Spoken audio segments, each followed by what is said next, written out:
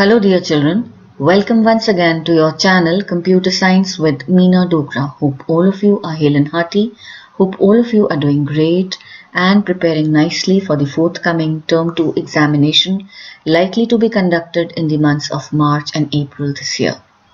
CBSE Board Class 10th Information Technology 402 जो एक skill subject है उसके लिए I recently started Victory for Board series. I've already come up with 4 videos in this series and this is going to be video number 5 in which I will take CBSE sample question paper and marking scheme analysis and explanation part 2. Fine part 1 में बच्चा हमने discuss किया था section A question number 1 to 6 को और section B question number 7 to 12. ठीक, part number 2 में आज हम डिस्कस करेंगे सेक्शन बी के remaining questions 13 to 18 and section C जो कॉम्पिटेंसी बेस्ड क्वेश्चंस पर बेस्ड होगा क्वेश्चन नंबर 19 to 21. अगर आपने पार्ट 1 नहीं देखा है तो प्लीज उसको देख लीजिएगा before watching part 2. So let's get into the video right away. So I will take you to the sample question paper like I did yesterday when I uploaded the first part, and we will now start with question number 13. Blueprint मैं समझा चुकी हूँ और इसकी general instructions भी हम part 1 में discuss कर चुके हैं. So I am not going to take it now ताकि हम डायरेक्ट अपने एजेंडा पर आएं. सो सेक्शन बी में क्वेश्चन नंबर 13 से हमें आज ये वीडियो स्टार्ट करना है. इसमें 6 क्वेश्चंस होंगे, 2 marks each. Fine, and you have to attempt any 4. So 2 into 4, this section is going to fetch you 8 marks. Fine. अब इसमें भी मैं आपको बता दूं कि फर्स्ट 3 क्वेश्चंस जो हैं 13, 14, 15 they are from web applications and security unit 4 से. Okay, web applications and security. And 16, 17, 18 these 3 questions they are from unit 3 DBMS. So equally divided हैं दोनों ही यूनिट से 3 questions. Fine, so let's proceed with first question, that is question number 13. List any 4 advantages associated with networking. ठीक है, ये आपको 2 marks में पूछा गया. Any 4 advantages. So marking scheme open कर लेते हैं बच्चा और marking scheme में आंसर question number 13 में given है 4 advantages are data sharing, file transfer, hardware sharing, internet access sharing, usage of network based applications. 5 advantages given हैं.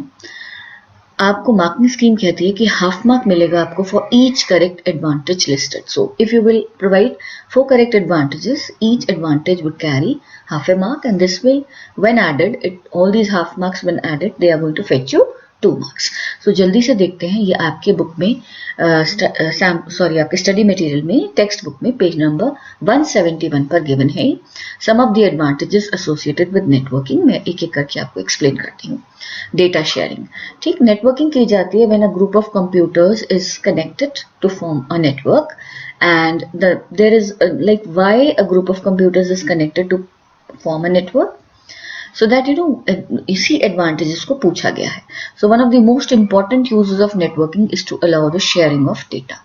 ठीक है ना, शेयरिंग हो जाती है डेटा की from system to system. Data share हो सकता है अगर आप नेटवर्क कंप्यूटर्स की बात करें.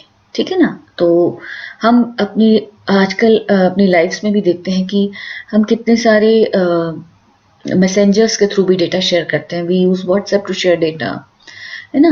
we also share data, we also send data with each other, share data with each other using emails, using Google Drive. So data sharing भी networking जहाँ implemented होती है किसी भी फॉर्म में हो सकती है. लोकल एरिया एक बिल्डिंग के अंदर हो सकती है, लोकल एरिया नेटवर्क हो सकता है, विद इन सिटी हो सकता है, मेट्रोपॉलिटन एरिया नेटवर्क हो सकता है, लाइक आपका अक्रॉस सिटीज हो सकता है. जैसे कि जिसका बिगेस्ट एग्जांपल है इंटरनेट. तो आप उसमें डेटा शेयरिंग उसका मेन इंपॉर्टेंट यूज होता है. दूसरा होता है फाइल्स ट्रांसफर. ठीक, सो फाइल्स ट्रांसफर में आप text files, spreadsheets, documents, presentations, audio, video, यानी कि you can share data which is not just text based but it is a multimedia data. ठीक है ना, मल्टीमीडिया मतलब media of various forms, audio, video, textual, spreadsheet, presentation, files, any type of files can be sent across from one system to another using networking. Third is hardware sharing. So hardware components such as printers, scanners, etc. can also be shared. Fine. So cost effective way में आप hardware sharing करते हो. Suppose आपका land 10 systems का है, तो आप 1:1 10 printers लगाने की बजाय एक शेयर्ड प्रिंटर लो, हाई एंड प्रिंटर लो, लेजर प्रिंटर लो, और उसको परचेज करके आप उसको कनेक्ट करो, उसकी कनेक्टिविटी दो सर्वर के थ्रू अपने जितने भी शेयर्ड सिस्टम्स हैं उन पर, मतलब जितने भी कनेक्टेड सिस्टम्स हैं उन पर. सो आपका जितने कॉस्ट पर 10 सिस्टम्स आते हैं उससे कहीं कॉस्ट इफेक्टिवली आपका वन शेयर्ड, मतलब अगर आप 10 सिस्टम्स लगाते नेटवर्क में, 10 प्रिंटर्स लगाते 1:1 के रेशो में, 1 सिस्टम 1 प्रिंटर, तो मान लीजिए आप डेस्कजेट लगाते, वो उतना अच्छा परफॉर्मेंस भी नहीं देता, ठीक है ना. इससे अच्छा आपने एक हाई एंड लेजर प्रिंटर लिया और उसको सर्वर के थ्रू अपने जितने भी 10 नेटवर्क पीसीज हैं उन पर कनेक्ट कर दिया, तो आपका कॉस्ट भी बचेगा और आपका कॉस्ट इफेक्टिव वे में वो आपका प्रिंटर हार्डवेयर, जो कि एक हार्डवेयर कंपोनेंट है, शेयर हो जाएगा. सिमिलरली आप स्कैनर्स को भी शेयर कर सकते हो.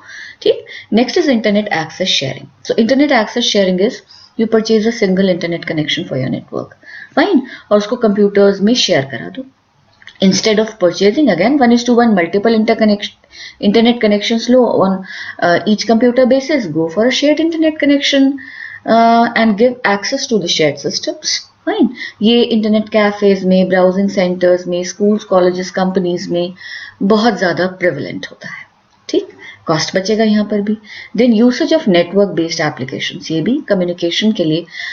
वैसे आप देखो नेटवर्क बेस्ड एप्लीकेशन से जैसे आपके ब्राउजर्स हैं या ईमेल क्लाइंट्स हैं या चैट एप्लीकेशंस हैं, ऑडियो वीडियो कॉलिंग है, वीडियो कॉन्फ्रेंसिंग है, जितनी भी आपकी ऐसी एप्लीकेशंस हैं that you can real time communication आप कर सकते हो, या लाइक रियल टाइम मतलब जैसे आप टेक्स्ट चैट पर हो या वीडियो चैट पर हो, तो आप वीडियो कॉल पर हो, तो that is going to be real time, है ना. Both of you will be online. और अगर आप ईमेल के थ्रू कम्युनिकेट कर रहे हो तो sender receiver need not be online at the same time. So similarly आप इतनी नेटवर्क बेस्ड एप्लीकेशंस को भी यूज कर सकते हो जिनमें नेटवर्किंग इन्वॉल्व होती है टू कम्युनिकेट. और भी हो सकते हैं इसके एडवांटेजेस. एंटरटेनमेंट है, we have online gaming platforms, we can watch movies online, है ना. तो बहुत सारे आपके नेट सीरीज हैं. I would not recommend that you all do follow into all these things right now, और करें भी तो बहुत रिस्ट्रिक्टेड वे में करें under your parental vigilance, but ये भी उसका एक एग्जाम्पल है, entertainment, fine, if carried out in the right manner with in limits. तो ये हो गया हमारा नेटवर्किंग के एडवांटेज. तो अगले क्वेश्चन पे बढ़ते हैं बच्चा. Differentiate between wired and wireless access, give example for each type. This is 2 marks again. Wired and wireless access. ठीक. सो उसका आंसर देखते हैं क्या दिया है. Wired setup uses physical cables to transfer data between different devices and computer systems. Cable, wired का मतलब क्या हो गया आपका, गाइडेड कम्युनिकेशन. गाइडेड कम्युनिकेशन भी बोलते हैं इसको, जिसमें फिजिकल केबलिंग होती है between the devices that are forming up a network. छोटे एरिया में या जहाँ पर डिफिकल्ट फिजिकल टेरेंस ना हो, जैसे हिली एरिया ना हो, जहाँ पर laying down of cables is not feasible, ऐसे जगह वायर्ड केबल्स हम यूज करते हैं बिकॉज ये डेटा ट्रांसफर रेट्स अच्छा देते हैं. On the other hand, when you have a long range communication and you have communication in areas where there are where the terrains are not plain, है ना, plain areas नहीं है, hilly areas हैं, तो वहाँ पर आप वायरलेस कम्युनिकेशन को ही प्रेफर करोगे बिकॉज वही प्रैक्टिकली पॉसिबल होता है. It does not use wires for data और वॉइस. वायरलेसली डेटा कम्युनिकेट होता है बिटवीन द डिवाइसेस. ठीक. So examples are wired dial up, DSL और केबल इंटरनेट एक्सेस. वायर्ड के 3 एग्जाम्पल्स दिए, वायरलेस के 3 एग्जाम्पल्स हो गए 3G, WiMAX, वाईफाई. ठीक. मार्किंग स्कीम क्या कहती है, 1 mark for the correct difference. मतलब वायर्ड और वायरलेस नेटवर्क के बीच में अगर आप डिफरेंस बताते हो 1 मार्क उसका मिलेगा. And ½ mark for each correct example. आपसे पूछा गया है दोनों का कोई एक मीडियम बताइए, है ना. Give 1 example of each type. So आप तीनों वायर्ड में से कोई एक एग्जाम्पल, तीनों वायरलेस में से कोई एक एग्जाम्पल देते हो, तो 1 मार्क का डिफरेंस एंड ½ + ½ मार्क के ईच कैटेगरी के examples, this is going to fetch you 2 marks. ठीक है ना. सो इसको मैं आपको पेज नंबर बता देती हूँ क्योंकि डिट वहीं से आपका पिकअप हुआ है, तो आप जल्दी से इसका पेज नंबर देख लो. It is the next page itself where I am present at now, page number 172. यहीं पर आपका ये गिवन है. जस्ट अ मोमेंट बेटा, टेबल गिवन है इस पेज पर ना एक, यहाँ से मैं आपको बता देती हूँ, क्योंकि इन्होंने वायर्ड वायरलेस को ऐसा बुक में कहीं डिफाइन नहीं किया, but this is something very common, so we can always write, right. लेकिन एग्जाम्पल्स ये दिए हैं इसके, ये आपका यहाँ पर एग्जाम्पल्स गिवन है ना, दैट ये आपका वायर्ड है और ये आपका लाइक वायरलेस है. तो ये तीनों एग्जाम्पल्स आपके यहाँ पर गिवन है इधर इस जगह बच्चा. ठीक है, वायर्ड के तीनों हो गए, dial up and DSL cable internet access, और 3G वाईमैक्स वाईफाई वायरलेस के एग्जांपल्स हो गए. ठीक बच्चा, सो ये आप लर्न कर लेना पेज नंबर 172 से. अब बढ़ते हैं अगले क्वेश्चन पर, which says what do you understand by ISP with respect to web applications? Name any two connection type that home users use. Sorry, मैंने मार्किंग स्कीम से पढ़ दिया बच्चा, आई थिंक. नहीं, ये ना इसकी मार्किंग स्कीम यहीं पर इन्होंने दे दी है, आई थिंक यहाँ मिस आउट कर गए हूँ. दी हुई, यहाँ पर भी दी हुई. सो आप यहाँ पर फोकस करो, ISP किसे कहते हैं, और कोई दो ऐसे कनेक्शन टाइप्स बताओ जो होम यूजर्स यूज करते हैं. फिर दो क्वेश्चन आए क्वेश्चन के अंदर, ये आपका फिर से आया 2 मार्क्स में. आंसर देखते हैं.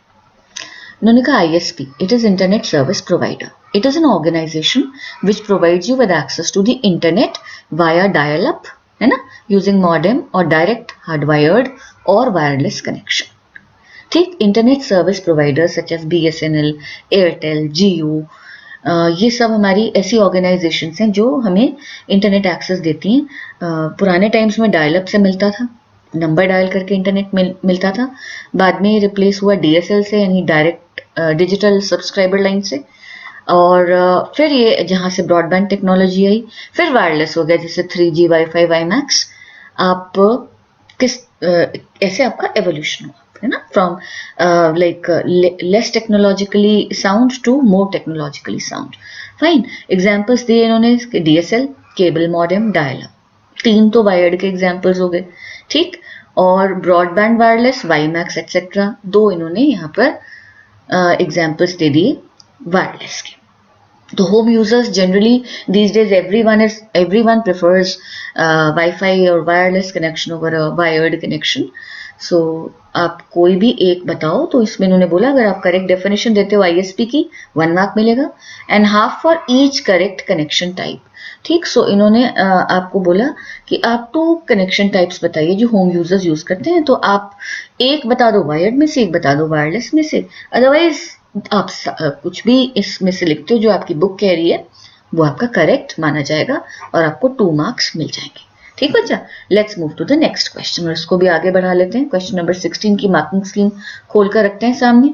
सो अब पहले मैं आपको वो भी बता दूं कि हमें आंसर मिला कहाँ से, है ना, वो तो रह गया. तो वो मैं आपको बता देती हूँ कि वो भी आपका यहीं पर गिवन है. देखो, कॉमनली यूज इंटरनेट कनेक्टिविटी, तो यहाँ से आगे बच्चा देखो ये दी हुई है इन्होंने सारी. ये कॉमनली यूज इंटरनेट कनेक्टिविटी होगी होम यूजर्स के लिए. और वाईमैक्स होम यूजर ज्यादातर नहीं लेगा, क्योंकि वाईमैक्स तो बहुत लॉन्ग रेंज होता है. वाईफाई बेटर रहेगा प्रैक्टिकली देखा जाए, और या फिर आप DSL लो. ठीक, डायल अप भी अब कोई नहीं लेता.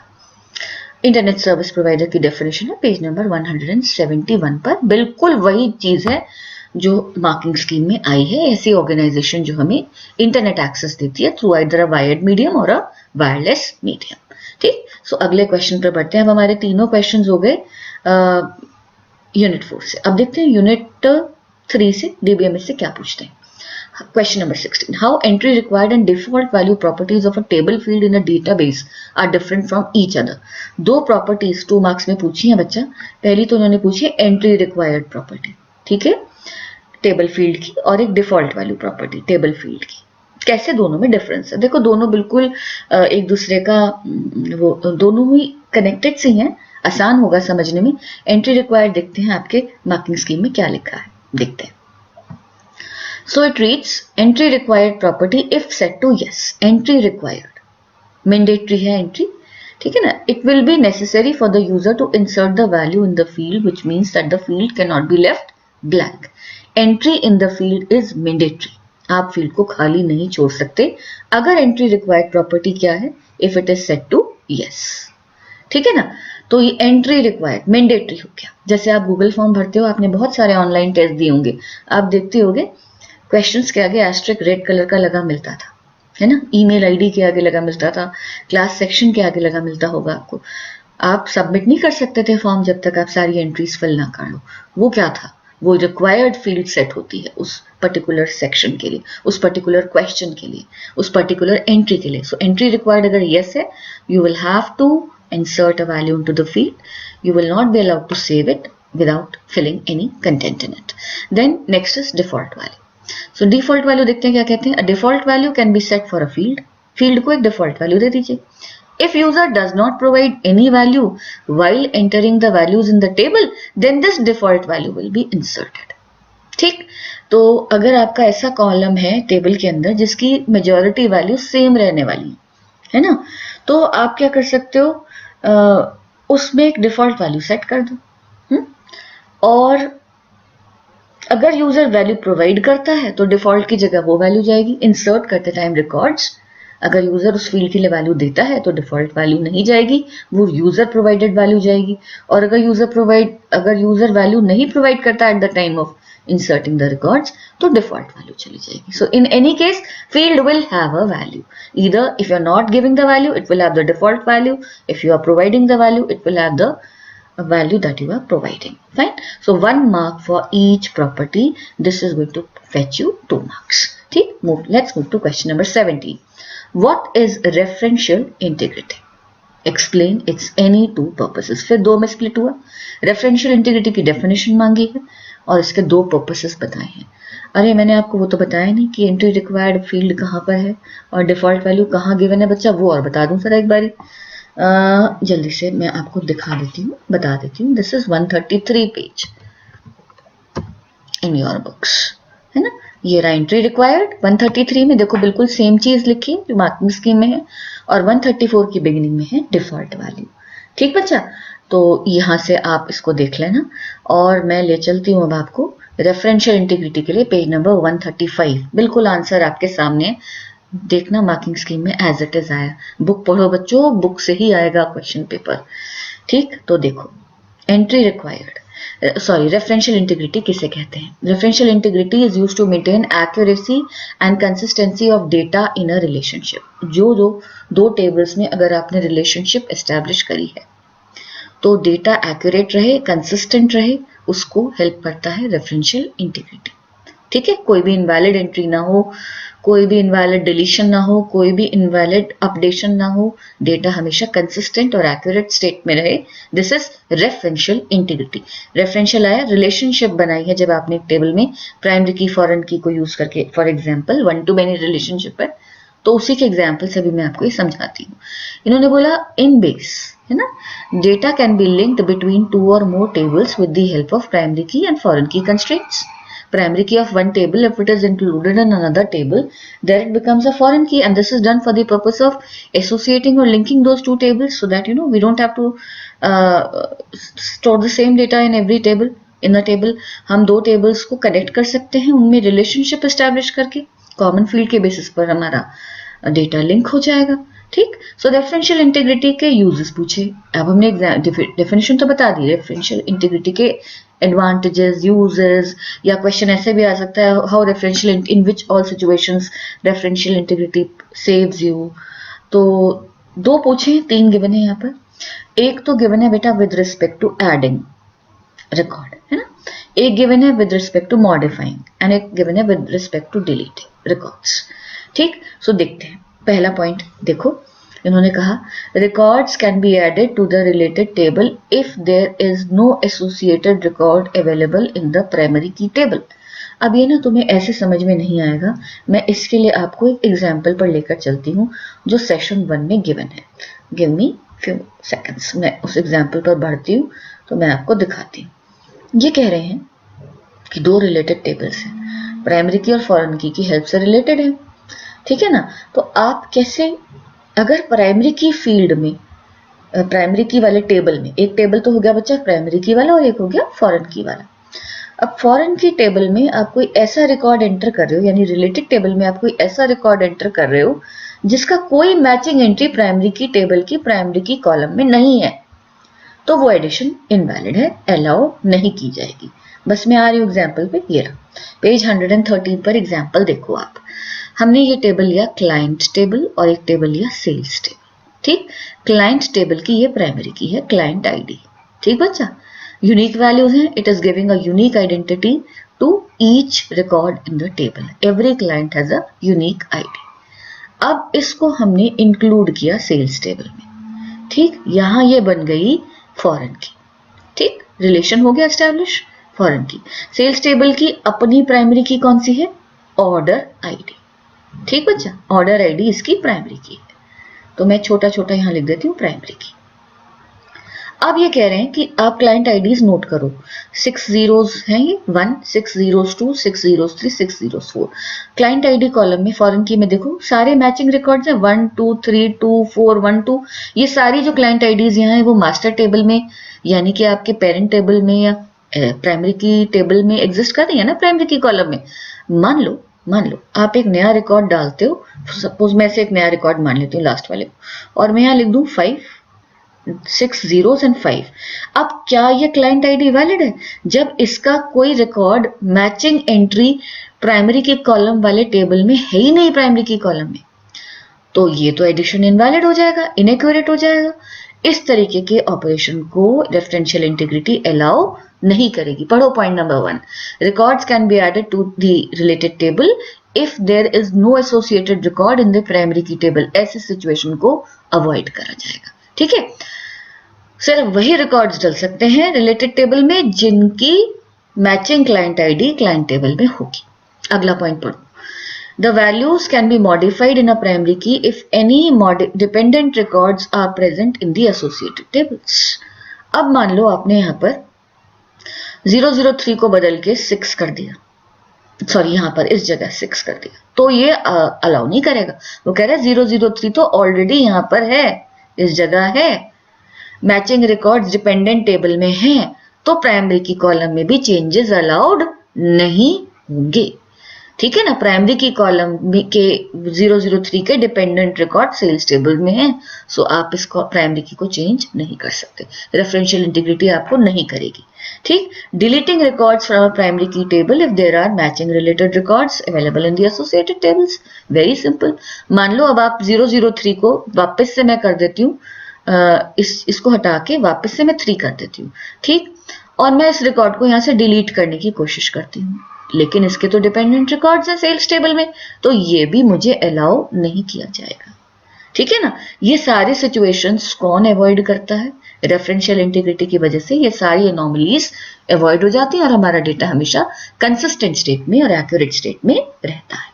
ठीक, सो देखो अब आप 1 मार्क आप करेक्ट डेफिनेशन के लिए मिलेगी आपको, और half mark each for any 2 purposes.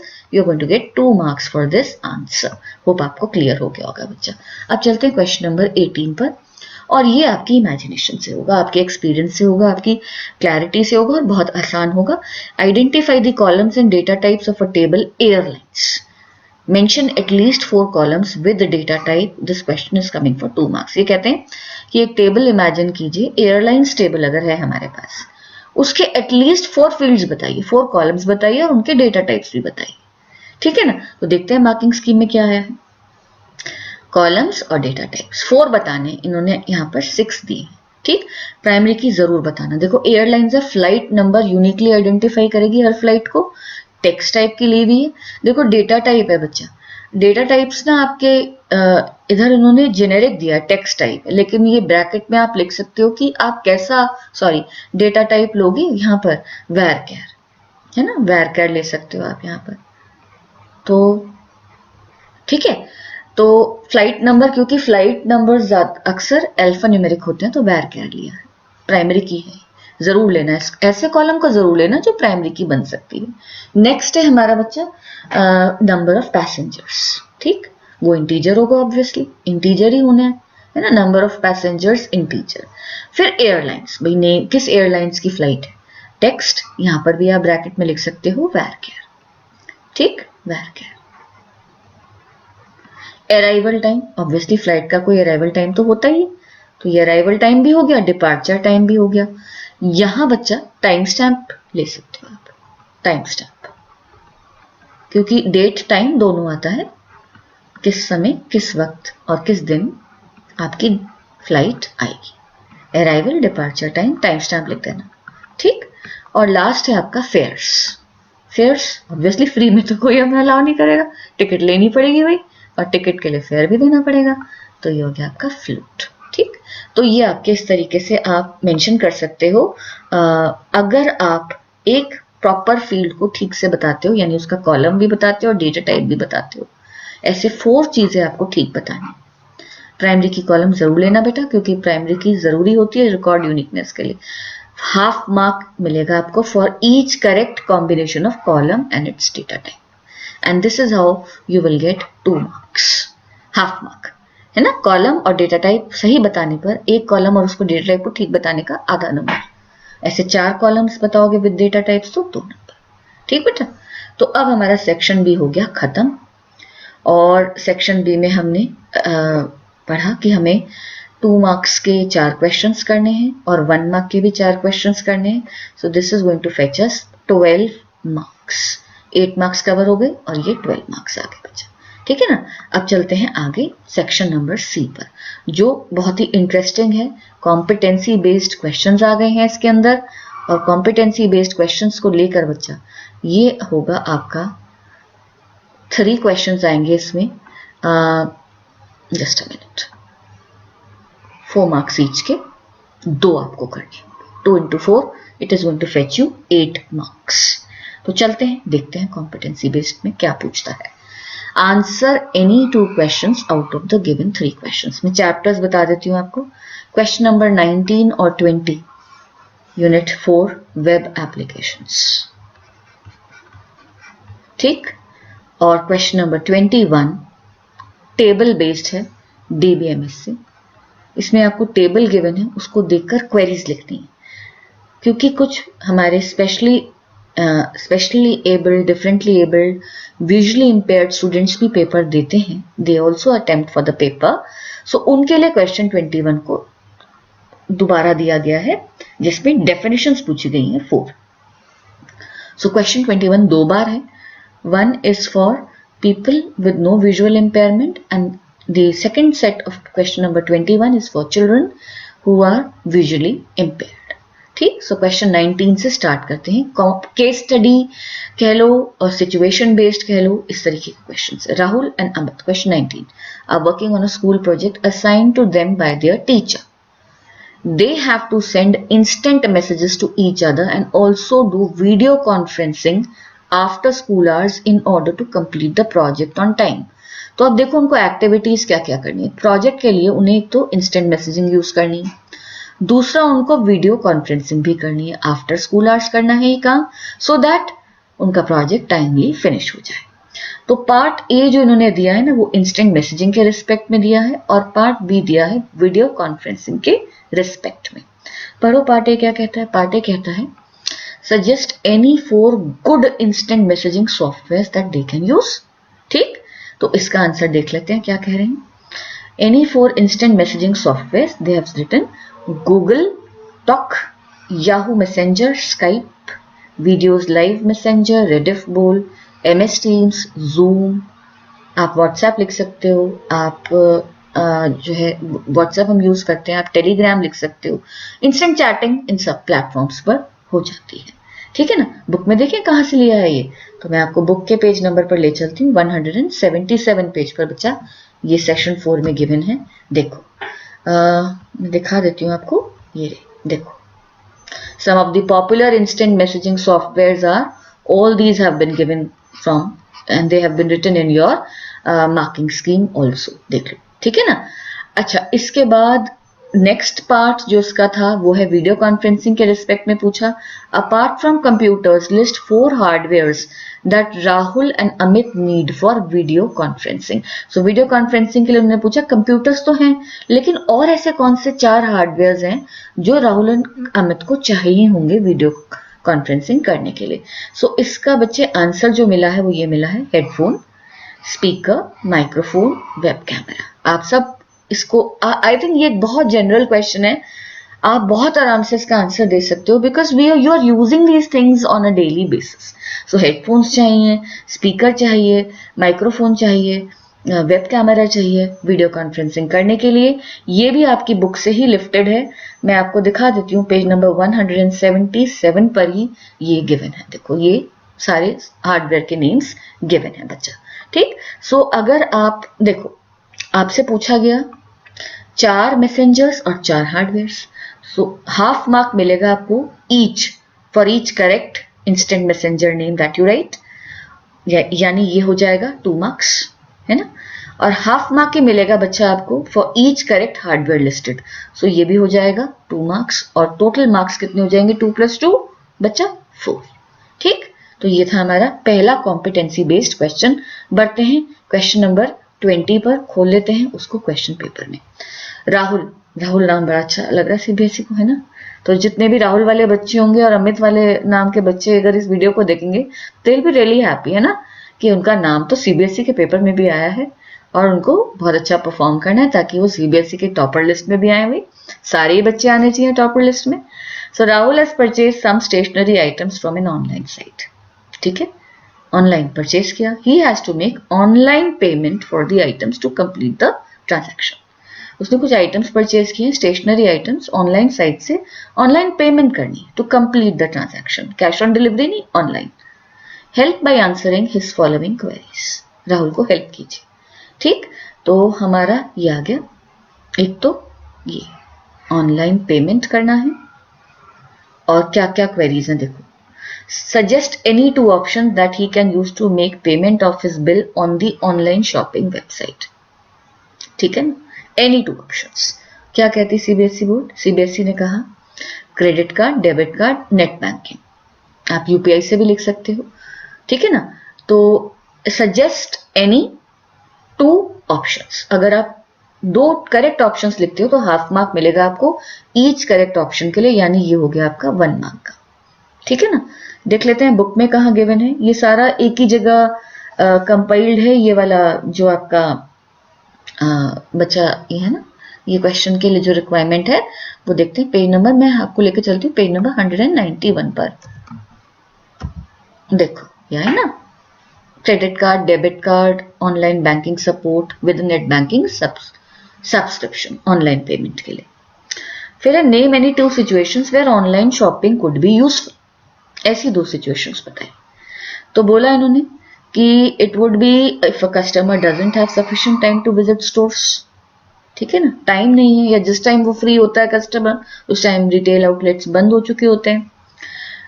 Visiting a store is more expensive than purchasing a product online, obvious सी बात है, स्टोर बहुत दूर है तो ट्रैवल कॉस्ट लगेगी, स्टोर पर हो सकता है ऑफर्स ना मिले, ऑनलाइन डील्स अच्छी होंगी, कैशबैक ऑफर्स होंगे, सेल भी हो सकती है, तो ऑनलाइन ज़्यादा वो रहेगा, बेनिफिशियल रहेगा।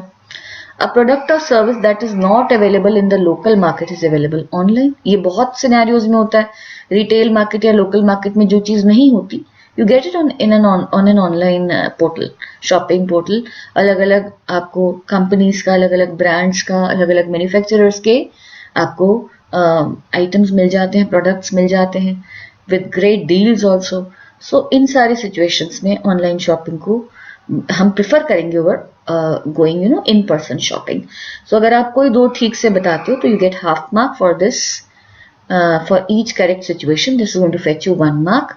और ये भी मैं आपको दिखा देती हूँ, देखो ये आपका इधर ही गिवन है बच्चा, देखो पेज नंबर 190 पर ये रहा, when is online shopping useful, ये 3 पॉइंट्स दिए हुए, ठीक है, ये आपकी मार्किंग स्कीम में आए हैं। फिर देखते हैं अगला क्वेश्चन क्या कहता है, name any 2 popular online transaction websites, any 2। तो फ्लिपकार्ट, अमेजॉन, मिंत्रा, इसमें तो आपको ना हम लोगों को बहुत सारे ऑप्शंस पता होंगे। सो जो भी वैलिड ऑप्शन है, पॉपुलर वाले ऑप्शंस को ज्यादा लिखिएगा because that is known to all.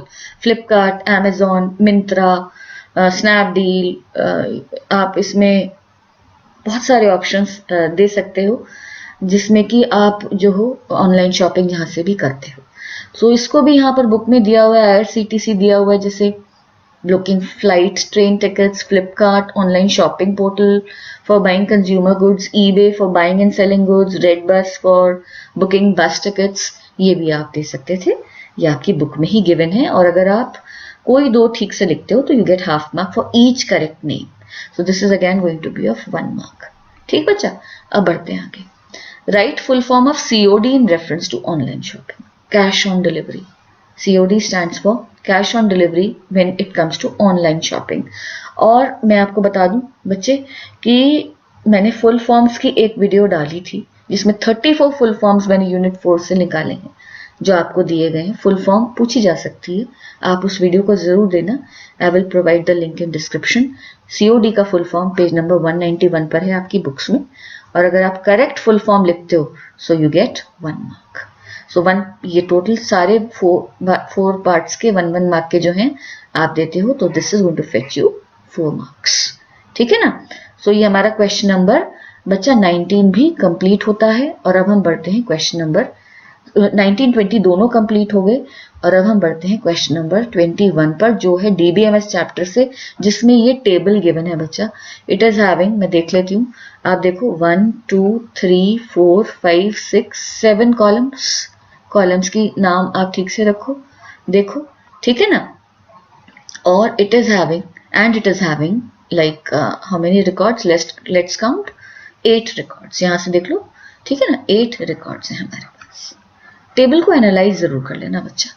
ये टेबल है to store teachers data, teacher number being the primary key, क्योंकि every teacher will have a unique teacher number. 4 marks का ये आपका क्वेश्चन है। देखते हैं इसमें CBSE पूछता क्या है। राइट SQL कमांड्स, घबराना मत, सारे SQL कमांड्स की वीडियो है मेरे चैनल पर, आप उनको देखना। इन डेप्थ एक्सप्लेनेशन है बच्चा, बहुत स्कोरिंग होता है ये क्वेश्चन। और देखते हैं क्या पूछा है इसमें। पार्ट ए में 4 पार्ट्स हैं, 1-1 मार्क का एक पार्ट होगा। To show all the information about IT teachers. तो जब शो ऑल द इंफॉर्मेशन होता है ना, शो का मतलब आपको सिलेक्ट कमांड यूज करना है, ऑल का मतलब सारे कॉलम्स दिखाने हैं। और लेकिन किन के लिए दिखाने, अबाउट एक कंडीशन लगा दी, जो IT टीचर्स हैं उनके लिए। तो अब आप देखो, जो IT तो मेंशन नहीं है कॉलम में, कंप्यूटर मेंशन है। तो जो आप जहां पर सब्जेक्ट कॉलम की वैल्यू कंप्यूटर होगी, कैपिटल में ही लिखना, केस सेंसिटिव होती है मैचिंग, वो वाले रिकॉर्ड्स आपको दिखाने। यानी रिकॉर्ड नंबर 1 मतलब टीचर नंबर 1 और टीचर नंबर 7 का रिकॉर्ड आपको शो करना है। उसके लिए क्या क्वेरी देंगे, देखो, सिलेक्ट एस्ट्रिक, मैंने कहा सिलेक्ट कमांड यूज होगा शो के लिए। एस्ट्रिक मतलब ऑल दी इंफॉर्मेशन, सारे कॉलम के नेम्स भी लिख सकते थे, but why to write the names of 7 columns when asterisk can save you, है ना। तो वेयर, यहां तक सिलेक्ट एस्ट्रिक फ्रॉम टीचर्स। ठीक, मैं इसका दूसरा कलर चेंज कर रही हूं, यहां से डेलिबरेटली कर रही हूं बच्चा। Where subject is equal to computer, ये कंडीशन आपने दे दी, डबल कोट्स में आपने बता दिया, जहां सब्जेक्ट की वैल्यू कंप्यूटर है, ठीक है ना। तो सेमीकोलन लगा दिया। ठीक बच्चा, अब सुन, आधा नंबर तो मिलेगा आपको इस चीज को लिखने का, ठीक है, और हाफ मार्क मिलेगा आपको इस चीज को लिखने का, ठीक है ना। कोट्स में कंफ्यूज मत होना, बोर्ड आपको बिल्कुल भी सिंगल लगते हैं कोट्स, डबल भी लग जाते हैं। किसी DBMS में दोनों सपोर्टेड होते हैं, किसी में कोई एक सपोर्टेड होता है। डोंट वरी, CBSE मार्क्स नहीं काटता आपके कोट्स के ऊपर। हाँ, लेकिन कंप्यूटर को कैपिटल में लिखना, सिलेक्ट क्लॉज ठीक लिखने पर हाफ मार्क, और वेयर कंडीशन ठीक से लिखने पर हाफ मार्क। ये हो गई 1 मार्क की क्वेरी, ठीक है ना। अब देखते हैं अगले पर, नेक्स्ट क्वेरी क्या कहती है। To list the details of all teachers who are getting salary between 20,000 to 35,000। फिर लिस्ट द डिटेल्स आ गया, यानी शो एस्ट्रिक लगेगा, मतलब सिलेक्ट एस्ट्रिक लगेगा बच्चा। और अब सैलरी कॉलम पर इन्होंने कंडीशन दे दी कि जहां सैलरी बिटवीन 20,000 टू 35,000 है। अब बिटवीन वर्ड फिर एक करता है एम्बिग्यूटी क्रिएट। बिटवीन का मतलब 20,000 और 35,000 को इंक्लूड नहीं करना, है ना। लेकिन आप इसमें भी मत घबराना, अगर आप कंफ्यूज होते हो तो दोनों आंसर लिखा ना, नहीं तो ग्रेटर दैन इक्वल टू लगाया ना, लेस दैन इक्वल टू लगाया ना, ठीक है ना। तो देखते हैं इसका आंसर क्या बनेगा बच्चा। इसका आंसर फिर से मैं वैसे ही करती हूँ, दो कलर्स में शेड करती हूँ। सिलेक्ट एस्ट्रिक फ्रॉम टीचर्स, ये तो हो गया आपका पहला। भाई सारी डिटेल्स दिखानी है टीचर टेबल से, लेकिन किन रिकॉर्ड्स की, जहां पर salary greater than equal to 20,000 and logical operator लगा, salary less than equal to 35,000। And का मतलब जो दो आपकी कंडीशंस हैं इनको एंड ऑपरेटर से ज्वाइन किया गया, greater than equal to less than equal to से रेंज मार्क करी गई है। एक कंडीशन है सैलरी ग्रेटर देन 20,000, ठीक है ना, और दूसरी कंडीशन है सैलरी लेस देन 35,000। इनको ज्वाइन किया गया एंड से, लॉजिकल ऑपरेटर एंड से, ताकि ये दोनों कंडीशंस ट्रू हो। ठीक बच्चा, और दोनों कॉलम्स मतलब एक बार कॉलम नेम नहीं लिखना, पहले एक कंडीशन के साथ फिर दूसरी कंडीशन के साथ, एंड से ज्वाइन कर दो, सेमीकोलन लगा दो। अगर आप ठीक से देते हो तो ये आपको 1 मार्क दिलाएगी। वैसे ही हाफ मार्क का सेलेक्ट और हाफ मार्क का वेयर। ठीक बच्चा, अगली क्वेरी पर बढ़ते हैं। To display the subject of the teachers whose age is more than 40 years. तो अब सैलरी कॉलम पर भी क्वेरी बन गई थी, मैंने पिछले उसमें डिस्कस करी। अब पूछ रहे हैं यहाँ पर सब्जेक्ट बताइए all those teachers whose age is more than 40 years. So देखो ऑल द इंफॉर्मेशन नहीं मांगी, अब सिर्फ सब्जेक्ट कॉलम को डिस्प्ले करने को कहा है उन टीचर्स का जिनकी एज मोर देन 40 ईयर्स है, यानी इस पर बेस्ड है आपका। ठीक है ना, सब्जेक्ट भी एज को कंपेयर करना है कि जहां एज 40 हो, अबव 40 हो, और उनका सब्जेक्ट बताना है, यानी कि ये हो गया मैथ एंड कंप्यूटर। ठीक, तो दो कॉलम, एक कॉलम पर कंडीशन है और उस कंडीशन को मैच करने पर एक और कॉलम को दिखाना है। तो देखो बच्चा, सेलेक्ट सब्जेक्ट फ्रॉम टीचर्स, अब एस्ट्रिक नहीं आएगा, मैंने कलर इंटरचेंज कर दिया, मैं जरा एक मिनट से ठीक कर दूं। सेलेक्ट एस्ट्रिक की जगह अब आएगा सिलेक्ट सब्जेक्ट, सिर्फ सब्जेक्ट डिस्प्ले करने को बोला फ्रॉम टीचर्स। कंडीशन क्या लगाई, where age greater than 40, simple, semicolon. ठीक, तो अगर आप ये वेयर सिलेक्ट ठीक से लिखते हो आधा नंबर और वेयर ठीक से लिखते हो आधा number.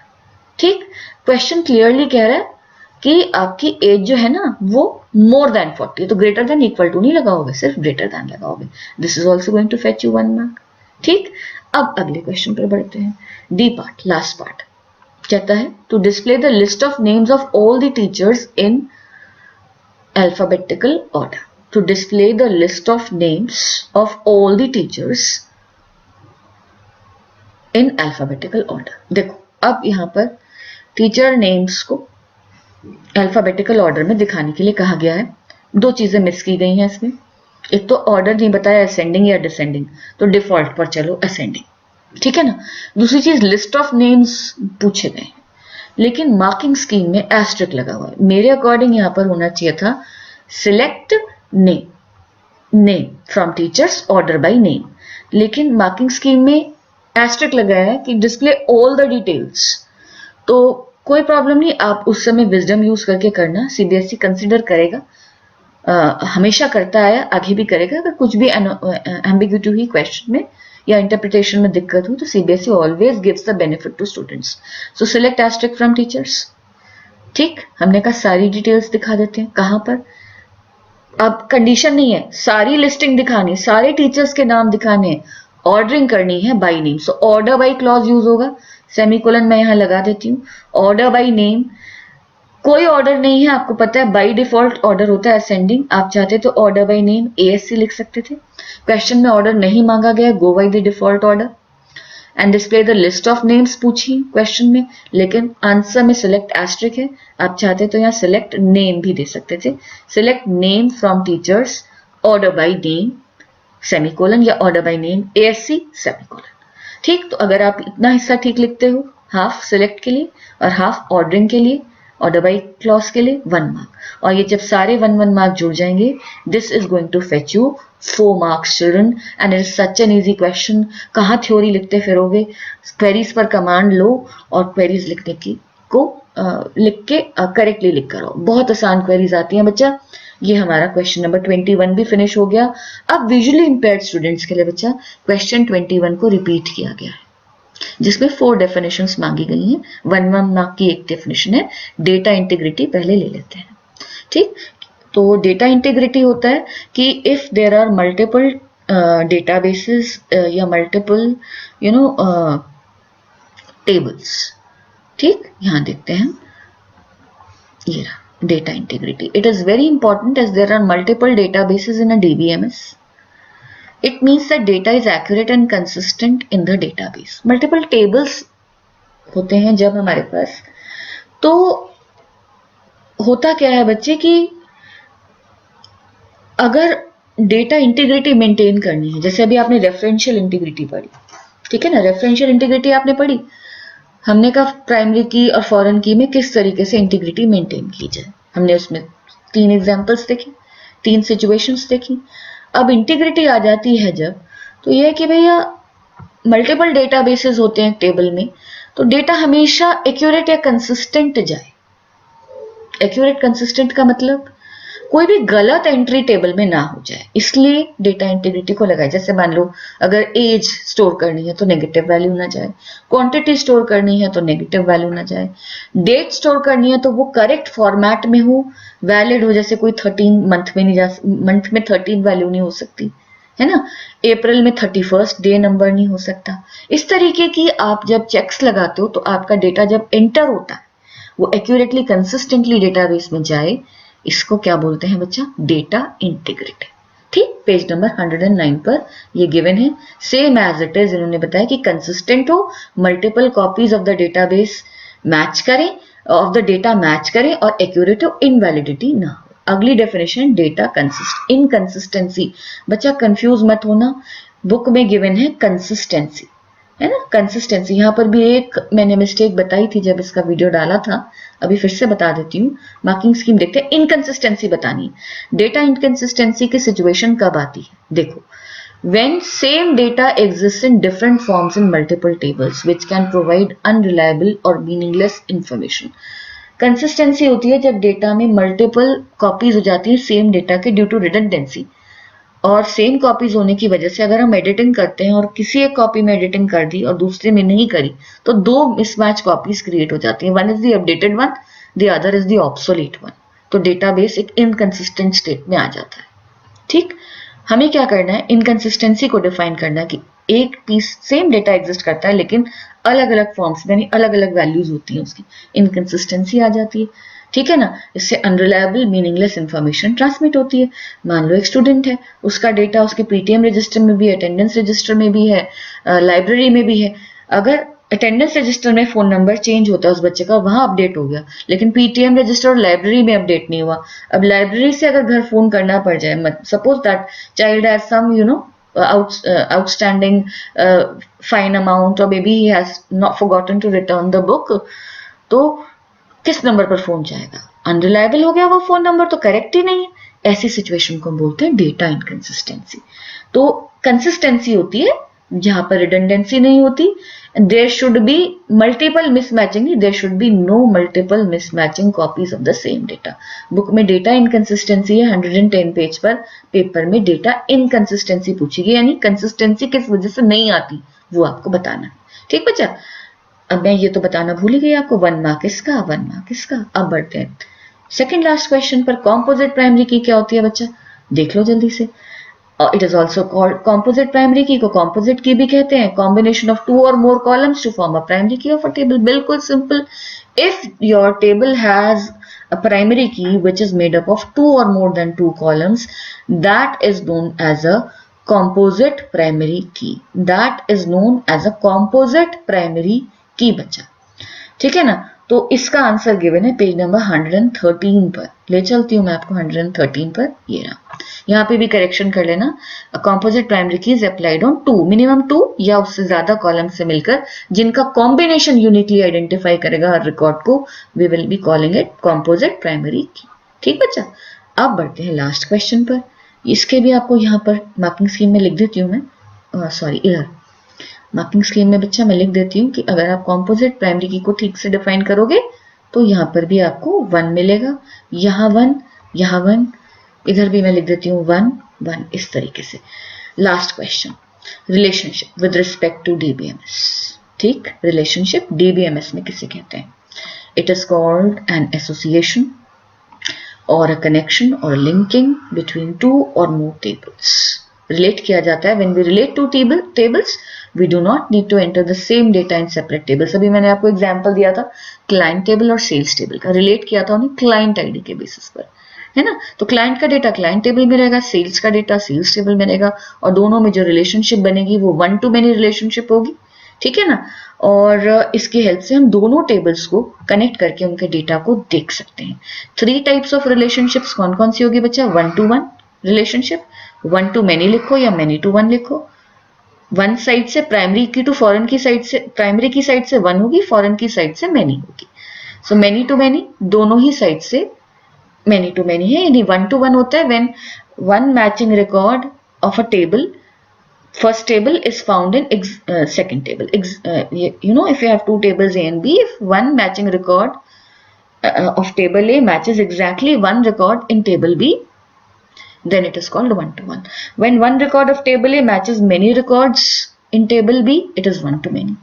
And when many matching records exist from table A in table B, it is called many-to-many. 1 mark मिलेगा बच्चा आपको for all the parts, यानी ये भी होगा 1 mark के लिए। क्या पूछा था बच्चा? रिलेशनशिप बताओ क्या होती है। देख लेते हैं बुक में ये कहाँ गिवन है। 135 पेज पर मैं आपको ले चलती हूँ।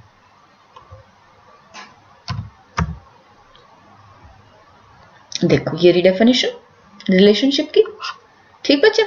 और इसके बाद 136 पेज पर इसके तीनों टाइप्स बताए ये as it is marking scheme में यहां से पिक किए गए, ठीक है। सो ये था आपका 4 डेफिनेशंस जो बतानी थी आपको डिफरेंटली विजुअली इंपेयर्ड स्टूडेंट्स के लिए। 4 मार्क्स में बच्चा ये आपकी आएंगे, ठीक। तो this completes the explanation of your term 2 sample paper released by CBSE। Subjective paper है, you need to really work very hard. You'll get the links of all these PDFs in the video's description, and I request all of you to get back to work now. थोड़ा थोड़ा time आप जरूर दो, IT को भी दो, क्योंकि it is a very scoring paper. बहुत छोटे हैं, 2 यूनिट्स सब्जेक्ट स्किल से हैं, 2 यूनिट्स एंटरप्रेन्योरियल से हैं, एंड टारगेट क्या है बच्चा? 25 on 25 लेकर आएंगे हम जल्द ही। इस सीरीज के 6th वीडियो के साथ आपसे मिलती हूँ। तब तक आप सारे वीडियोस को देखो और मुझे बताओ कि आपको ये वीडियोस कैसे लगे। चैनल पर अगर आप नए हो तो सब्सक्राइब करो, शेयर करो इस वीडियो को, because sharing is caring, and when you share you spread a lot of happiness that comes right back to you children. So till we meet again, happy learning bacha. God bless you.